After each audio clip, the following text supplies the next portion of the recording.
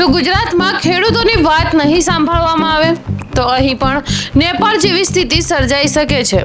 આખરે ગેનીબેન ઠાકોરે આવું કેમ કહ્યું અને ખેડૂત સરકાર સામે કેમ આટલા નારાજ છે, ચાલો જાણીએ। તો વાત એમ છે કે ગુજરાતમાં ખેડૂતોના પ્રશ્નોને લઈને ફરી એકવાર રાજકારણ ગરમાયું છે। અમદાવાદથી ગાંધીનગર સુધી નીકળેલી ટ્રેક્ટર રેલી દરમિયાન બનાસકાંઠાના સાંસદ ગેનીબેન ઠાકોરે ખેડૂતોના સમર્થકમાં સરકારને સંદેશ આપ્યો અને ગેનીબેન ઠાકોરે કહ્યું કે સરકાર ખેડૂતોની વાત ગંભીરતાથી સાંભળે।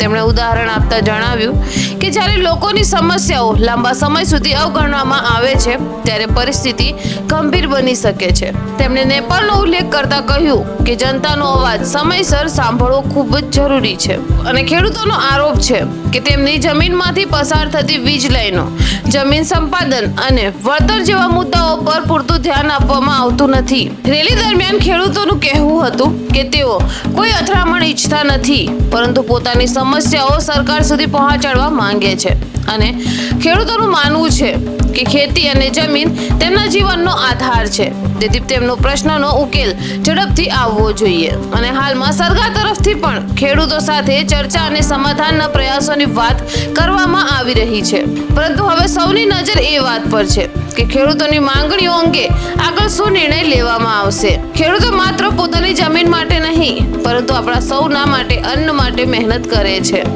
તેથી મતભેદ હોય તો પણ વાતચીત દ્વારા ઉકેલ આવે એ જ લોકશાહી સાચી શક્તિ છે।